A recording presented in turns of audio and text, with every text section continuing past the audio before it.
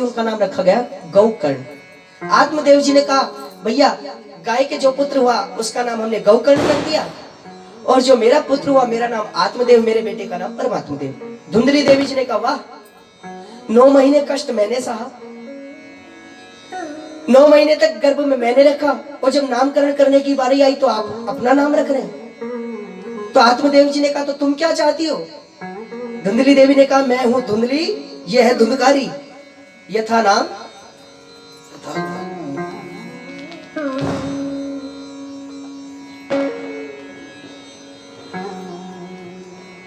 धुआं क्या होता है? धुआं होता है बादल।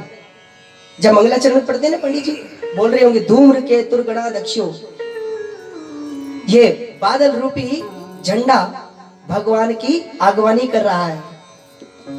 और धुएं 2 प्रकार के होते हैं, एक तो धूम्र केतु के समान आता है जिसका झंडा बन रखा है भगवान के नाम का, और एक धुआं वो होता है जो लकड़ी के जलाने से लोगों को खांसी करने के काम आता है। ये वही धुंधकारी है। यथा नाम तथा गुणो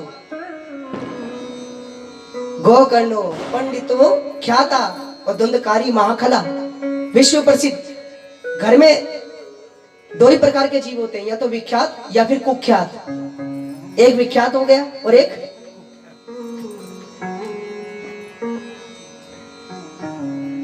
गोकर्ण जी तो चले सत्संग करने, ज्ञान प्राप्ति की ओर भ्रमण पर निकल गए। गुरुदेव से शिक्षा प्राप्त करके आए। आत्मदेव जी बड़े दुखी। इसमें कहीं ना कहीं धुंधकारी की माता जी का थोड़ा सा जो कर्तव्य परायण के प्रति जो उन्हें करना चाहिए था वो नहीं किया। एक ही पुत्र है तो सारी इच्छाएं पूर्ति करती चली गई। इस कारण से वो पुत्र जिद्दी हो गया। जिद्दी होने के साथ साथ वो बिगड़ गया। संतान का लालन पालन बहुत ही ज्यादा केंद्रित भाव से करना पड़ता है। हमारे किसी व्यवहार का उसके ऊपर कुप्रभाव ना पड़ जाए, हमारी ज्यादा जरूरत से ज्यादा छूट से वो बिगड़ ना जाए, ये सब चीजें करनी पड़ती हैं। तो मैं आपसे निवेदन कर रहा था कि आत्मदेव जी अपने बेटे की वजह से परेशान थे, और परेशान थे तो वो फिर मृत्यु को प्राप्त करना चाहते हैं। लेकिन गौकर्ण जी ने समझाया और दशम स्कंद का पाठ करके उन्होंने अपने जीवन को धन्य किया। इधर धुंधकारी की माता जी अपने पुत्र की वजह से परेशान हुई। वो बार बार पर धन मांगता, मारता, पीटता, और जब माता के पास कुछ नहीं बचा तो उसने माता को त्रास देना शुरू किया, और अपने घर के सामने वाले कुएं में ही कूद कर धुंधकारी की माता जी ने भी प्राण त्याग कर दिया। और अपने घर में उसने 5-5 स्त्रियों को रखा। ये 5 प्रकार की स्त्रियां कौन है? ये 5 प्रकार की कुप्रवृत्तियां हैं। काम वासना, लोभ भावना। और ये काम तो इतना खतरनाक है कि इसने आज तक उस जमाने में भगवान शिव को नहीं छोड़ा, और आज हमें नहीं छोड़ रहा है। आप विचार करें, आपने भी किसी से कहा होगा कि भागवत में आइए, भागवत श्रवण कीजिए। कई लोगों ने कहा भी होगा हम कथा में आना चाहते हैं, लेकिन क्या करें, आज तो हमें जरूरी है। हम कथा में आना तो चाहते हैं लेकिन हमें बहुत जरूरी, ये काम तब से हमारे पीछे पड़ा है। ये काम धुंधकारी के ऊपर सवार। चोरी करना शुरू किया, चकारी करनी शुरू की। एक दिन इन स्त्रियों ने सोचा कि ये चोरी चकारी कर रहा, कल के दिन राजा को पता लगेगा तो हमें भी मार देगा। इसलिए उन सभी ने मिलकर के सोते हुए धुंधकारी का गला दबा दिया। किसी ने उसके मुख में अंगारे भर दिए, किसी ने उसके मुख को तकिए से ढक दिया। ये सब क्या है? गला दबना तो आप ये समझ लो कि जैसे अस्थमा की बीमारी है, सांसें रुक जाती है। आप ये भी कह सकते हो कि आजकल जिस बीमारी की वजह से लॉकडाउन लगा था, ये भी उसका सब्स्टिट्यूट है। इसमें भी सांसें रुक जाती है ना बाद में। श्वसन तंत्र को ही ये बीमारी प्रभावित करती है। और जलते हुए अंगारे मुख में डालना मतलब भयंकर बीमार, भयंकर बुखार, ये सब प्रवृत्तियां हैं, कुप्रवृत्तियां अपना प्रभाव डालती, और धुंधकारी की मृत्यु हो गई। अब धुंधकारी बेमौत मारा गया, इस कारण से वो प्रेत बन गया। अब प्रेत बना तो सबको परेशान करने लगा, आते जाते लोगों को दिखने लगा, लोगों को परेशान करने लगा। लोग कहते भैया ये तो बड़ी परेशानी की बात है। गोकर्ण जी विचरण करते करते गया जी गए थे। गया जी में गांव के कुछ लोग आए, उनसे पूछा भैया हमारा परिवार कैसा है। गोकर्ण जी को बताया कि तुम्हारे परिवार में सब चल बसे। गोकर्ण जी ने सबके नाम का गया जी में श्राद्ध करा दिया, पिंडदान करा दिया। और गोकर्ण जी एक दिन विचरण करते करते अपने घर आए। घर पर आए तो धुंधकारी ने अनेक रूप रखने शुरू किए। गोकर्ण जी ने तीर्थों का जल लेकर के जैसे ही संकल्प किया, सोई धुंधकारी प्रकट हो गया। अब पहले कभी भैंसा, कभी घोड़ा, कभी कुछ बनता, कभी कुछ। गोकर्ण जी के सामने आकर के बोला भैया मैं तो अहम भ्राता तुरीयोस्मि, मैं तो आपका भाई हूं। गोकर्ण जी ने कहा हमने तो तुम्हारे नाम का पिंडदान करा दिया, फिर तुम्हारी ये दुर्गति कैसे? तुम्हारी तो सदगति हो जानी चाहिए। धुंधकारी ने कहा भैया मेरे कर्म ही ऐसे हैं कि मेरी सदगति नहीं हो सकती। पर मैं आपसे पूछता हूं क्या गया जी का श्राद्ध झूठा है? नहीं, गया जी का श्राद्ध भी झूठा नहीं है। यह सत्य है कि गया जी, गया 3 गया है, एक चरण गया, एक धड़ गया जो हरिद्वार में है, और एक शीश गया जो ब्रह्म कपाल बद्रीनाथ जी में। ये तीनों गया जी है। गयासु नाम की एक राक्षस का ये शरीर है। कल अगर समय लगा तो इसके बारे में अगर चर्चा आई तो मैं आपको अवश्य बताऊंगा। तो गया जी का श्राद्ध झूठा नहीं है, लेकिन यहां पर गोत्र भेद के कारण धुंधकारी को मुक्ति नहीं मिली। गोकर्ण जी ने जो गोत्र बोला वो किसका बोला? आत्मदेव का है जी। और धुंधकारी पुत्र किसका है ना? नहीं, पड़ोसन का। बलवा के बिहारी लाल की। तो गोत्र भेद के कारण उसकी मुक्ति नहीं हुई। अब ऐसे व्यक्ति की मुक्ति के लिए क्या किया जाए? सुबह सूर्यदेव से पूछा, सूर्यदेव से सन्निकटता है गोकर्ण जी की। सूर्यदेव ने कहा कि इनके निमित्त भागवत करो। अब भागवत रखी गई, सभी लोगों ने बढ़ चढ़कर हिस्सा लिया और धुंधकारी भी आया कथा सुनने।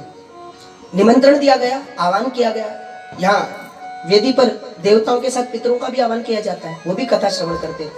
हुआ क्या कि अब धुंधकारी प्रेत है, उसको कहीं बैठने की जगह नहीं मिलती। क्यों? जहां बैठता है कथा में मन लगता है, इतने में हवा का झोंका आया, उसको उठाकर कहीं और बिठा देता है। और भैया कथा में तो आसन सिद्धि आवश्यक है।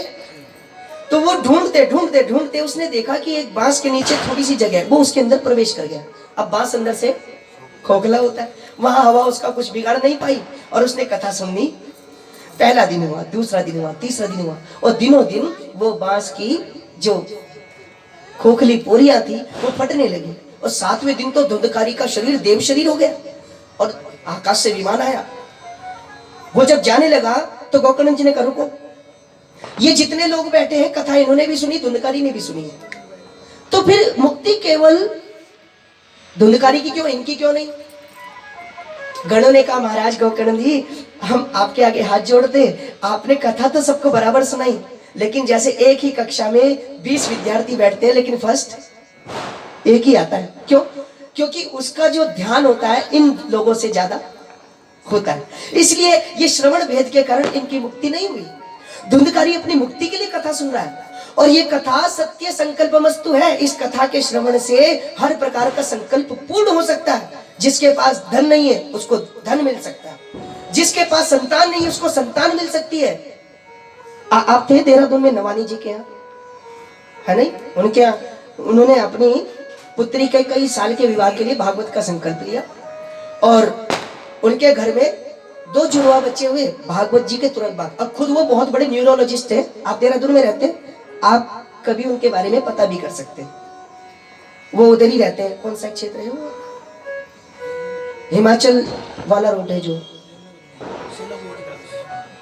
तो अब आप देख सकते हैं, हाँ हिमाचल वाला रूट है। हाँ। तो ये कथा सब कुछ दे सकती है। जिसने जिस भाव से कथा सुनी उसको वही मिला। सबकी मुक्ति के लिए अगली बार कथा करो, सबको मुक्ति के लिए विमान ना आया तो हमें कहना अगली बार कथा हुई, सबकी मुक्ति हुई विमान के माध्यम से। गोकर्ण जी ने सबको मुक्त कराया। तो इस प्रकार चारों ऋषि कुमार कहते हैं कि जो जीवन भर पाप करे उसको भी मुक्ति मिल सकती है। अब कथा श्रवण के नियम बताए हैं। कथा सुनने का सबसे पहला नियम है कि व्यक्ति को वैसे निराहार रहना चाहिए 7 दिनों तक। निराहार का मतलब यह है कि आप दिन में फलाहार कर लो, क्योंकि ऐसा भी ना हो कि दिन में 7 दिन तक अगर हम भूखे रहे तो शरीर में यूरिक एसिड बढ़ जाए, फिर उससे शुगर की समस्या आ सकती है। व्रत रखने का तरीका है हम दिन में फलाहार कर लें और रात्रि में निराहार रहें, क्योंकि चढ़ते दिन के साथ जठराग्नि बढ़ती है और उतरते दिन के साथ घटती है। तो इसलिए अगर निराहार रहना हो तो रात्रि के समय रहे, शाम के समय सुबह फलाहार कर ले। अगर नहीं कर सकते तो कोई बात नहीं, आप एक समय भोजन करें, एक समय निराहार रहे। अगर ये भी नहीं कर सकते तो हम तो कहते तीनों टाइम भोजन करो, लेकिन कथा सुनने 3 बार भोजन, भजन 1 बार, उसमें भी आते हैं संकट हजार। बस ये संकटों को आप दूर रखना।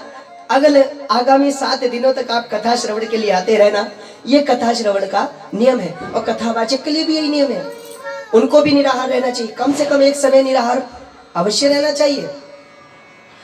और भगवान का भजन, पूजन, जप, ये सब कार्य कथा प्रवक्ता के लिए भी होते हैं। इन सभी नियमों का पालन करते हुए उचित संगीत का अध्ययन किया हो, संगीत का ज्ञान हो।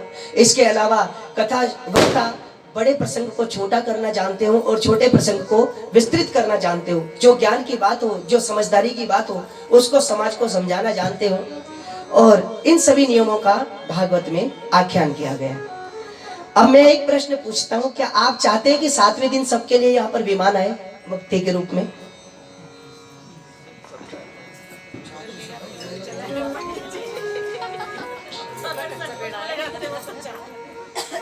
मुझे तो एक बात याद आती है, हमारे गुरुदेव अक्सर अपने प्रवचनों में ये आख्यान सुनाया करते थे कि एक माता जी थी, परेशान थी घर में बहुत ज्यादा। अब वो घर में काम करती थी, क्रोधित होती थी कि घर के बच्चे मुझसे इतना काम कराते हैं, इतना काम कराते हैं, ये यमराज भी नहीं सुनता कि मुझे लेने नहीं आता है। एक दिन यमराज जी उधर से घूम रहे थे और यमराज जी प्रकट हो गए और प्रकट होकर के कहे चलो माता जी मेरे साथ। माता जी ने कहा तुम कौन? यमराज जी बोले अभी तो याद कर रही थी, यमराज हूं, तुम्हें लेने आया हूं, रोज मुझे कोसती हो, आज लेने आ गया। माता जी बोलो लो, अब तो अपना दुख किसी से कहना भी भारी हो गया, हम अपने दुख, दिल का दर्द भी किसी से नहीं कह सकते। चलिएगा कोई बात नहीं, विमान की तो कोई बात नहीं रही, लेकिन भगवान की कृपा से आपकी समस्त मनोकामनाएं पूर्ण हो, ऐसी भावना के साथ आज की कथा को यही विराम देते हैं। एक संकीर्तन, हम कल से ठीक 2 बजे यहाँ कथा प्रारंभ हो जाएगी, 1:30 बजे से यहाँ पर भजन प्रारंभ हो जाएगा, उसी हिसाब से पूरी व्यवस्था होगी। आए आज की कथा का विश्राम करते हैं एक पावन से संकीर्तन के माध्यम से, बड़े प्रेम से सभी लोग।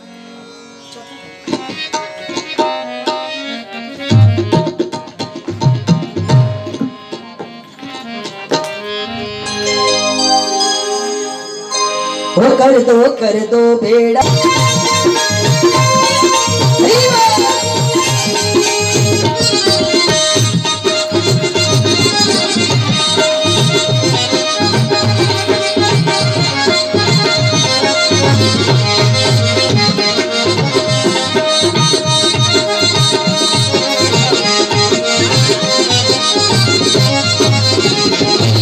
बार बार श्री राधे हमको वृंदावन में बुलाना, बार बार श्री राधे हमको वृंदावन में बुलाना, हाँ बार बार श्री राधे हमको वृंदावन में बुलाना, बार बार श्री राधे हमको वृंदावन में बुलाना।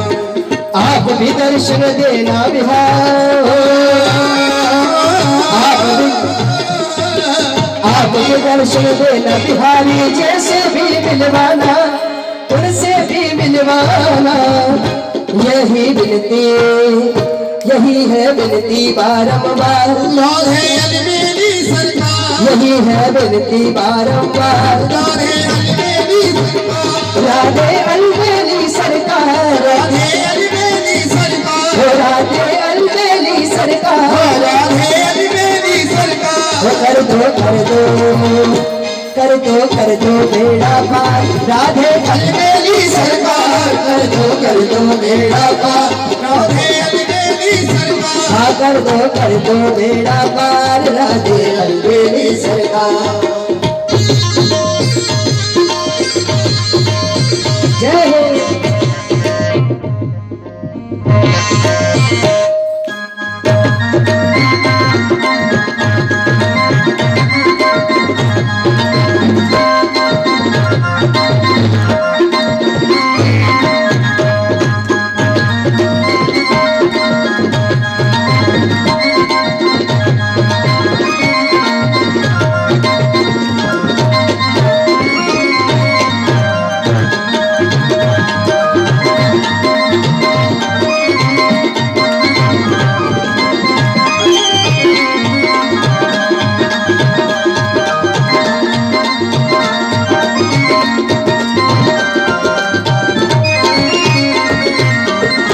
कृपा से राधा रानी बनते हैं सबका, बनते हैं सबका, बनते हैं सबका।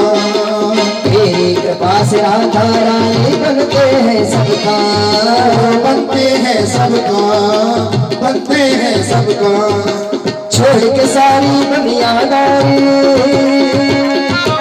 छोड़ के सारी दुनियादारी आ गए तेरे धाम, अब आ गए तेरे धाम। सुन लो मेरी, सुन लो मेरी करुण पुकार राधे अलबेली सरकार, सुन लो मेरी करुण पुकार।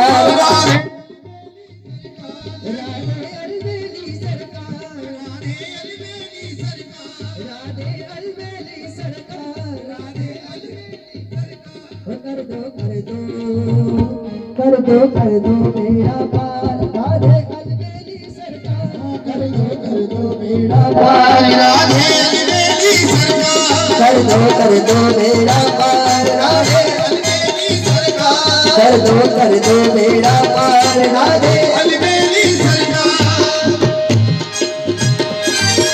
गोविंद बोलो हरि गोपाल बोलो, गोविंद बोलो हरि गोपाल बोलो, श्री राधा रमण हरे गोविंद बोलो, श्री राधा रमण हरि गोविंद बोलो, गोविंद बोलो हरि गोपाल बोलो, गोविंद बोलो हरि गोपाल बोलो, राधा रमण हरि गोविंद बोलो, राधा रमण हरि गोविंद बोलो, श्री गोविंद बोलो हरि गोपाल बोलो, गोविंद बोलो हरि गोपाल बोलो, श्री राधा रमण हरि गोविंद बोलो, राधा रमण हरि गोविंद बोलो, जय गोविंद बोलो हरि गोपाल बोलो।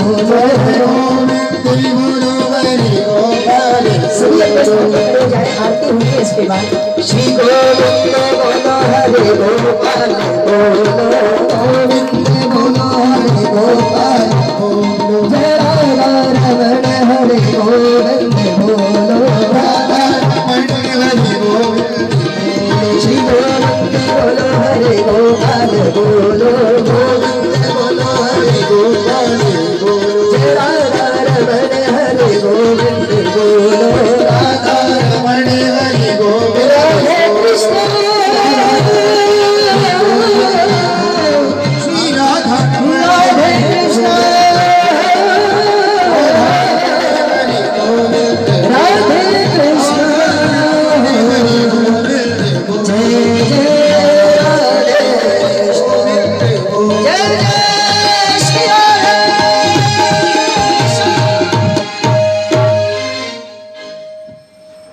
हरि बोल। हरि ओम ओम चंद्रमा मरुदो जात जक्षो सूर्यो अजायत श्रोत्राद्वायश्च प्राणश्च मुखादग्निरजायत। बांके बिहारी तेरे आरती गाऊं, बांके बिहारी तेरी आरती गाऊं, कुंज बिहारी तेरे आरती गाऊं, कुंज बिहारी तेरी आरती गाऊं,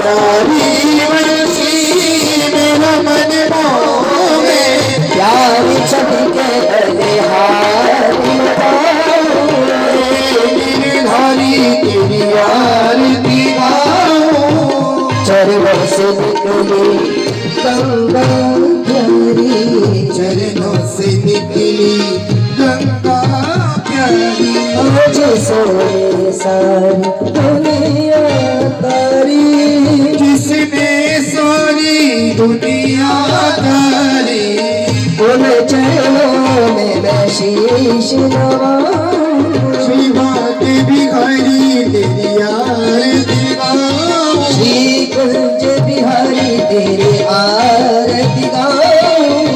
रमणी बिहारी तेरी आरती गाऊं। व्यास दास के नाथ आप हो, दुख सुख जीवन प्यारे साथ आप हो। व्यास दास के नाथ आप हो। दुख सुख सुख दुख जीवन प्यारे साथ आप हो। चरण चरण के मैं दर्शन पाऊं। चरण कमल में मैं दर्शन पाऊं। श्री भाग्य बिहारी तेरे आरती गाऊं। हे भाग्य बिहारी तेरी आरती गाऊं। श्री राधा कन्हैया, श्री राधा में उभरे कन्हैया, ब्रज जन पावनी भैया। ब्रज जन मोहन नीति खवैया। ब्रज जन पावनी भैया।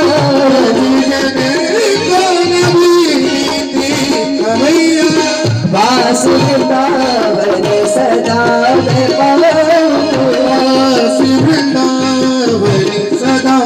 पाऊं। श्री भाग्य बिहारी तेरी आरती गाऊं। भाग्य बिहारी तेरी आरती गाऊं।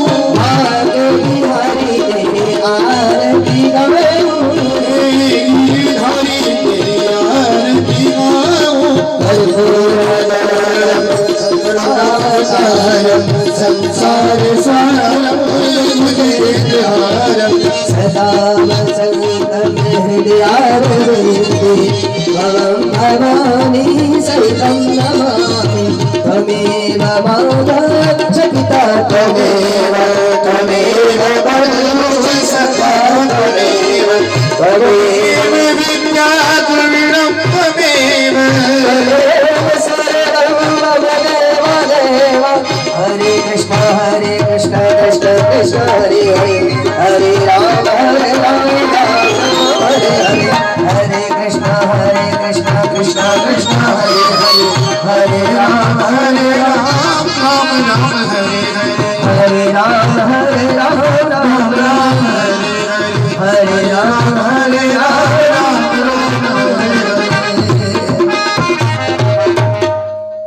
पात्र मध्ये स्थितं तोयं केशवो भ्रामितो परे अंगलग्न मनुष्याणां सर्वं पापं व्यपोहते, सर्वं कष्टं व्यपोहते। ओम श्रीमद् पुराण पुरुषोत्तमाय नमः, श्रीमद् नारायणाय नमः, श्रीमद् बालकृष्ण चंद्र देवताभ्यो नमः। आरार्तिक्यं समर्पयामि। हस्त प्रक्षालन पूर्वकान् हस्ते पुष्पाणि गृहीत्वा पुष्पैः देवता वन्दनम्। ओम जगनेन जंगमय जंत्र देवास्तानि कर्माणि प्रथमान्या न्यासन्नाते हनाकं महिमानः सजन्त यत्र पूर्वे साध्याः सन्ति देवाः। ॐ राजाधिराजाय प्रसह्यसायिने नमो वयं वै श्रवणाय कुर्महे। समे कामात् कामकामाय मह्यं कामेश्वरो वै श्रवणो ददातु। कुबेराय वै श्रवणाय महाराजाय नमः। ॐ विश्वतश्चक्षुरुत विश्वतो मुखो विश्वतो बाहुरुत विश्वतस्मात् सम्बाहुभ्यां दमति सम्पतत्रैर्द्या वा भूमि जनियन् देव एकः। ॐ एकदन्ताय विद्महे वक्रतुण्डाय धीमहि तन्नो दन्तिः प्रचोदयात्। ॐ नारायणाय विद्महे वासुदेवाय धीमहि तन्नो विष्णुः प्रचोदयात्। ॐ कात्यायन्ये च विद्महे कन्याकुमारे च धीमहि तन्नो दुर्गे प्रचोदयात्। सेवन्ति कावकुलचम्पकपाटलाते पुन्नागजादिगरवेलरसानपुष्पै बिल्वप्रवाल तुलसी दलमञ्जरी त्वां पूजयामि जगदीश्वर मे प्रसीद नाना सुगन्ध पुष्पाणि यथा कालोद्भवानि च पुष्पाञ्जलिर्मया दत्तो गृहाण परमेश्वर सांगा सपरिवाराः सवानाः मंत्र पुष्पाञ्जलिं समर्पयामि। बोलिए भागवत महापुराण की जय। सभी बोलिए बोलिए राधे राधे जय जय श्री राधे। आइए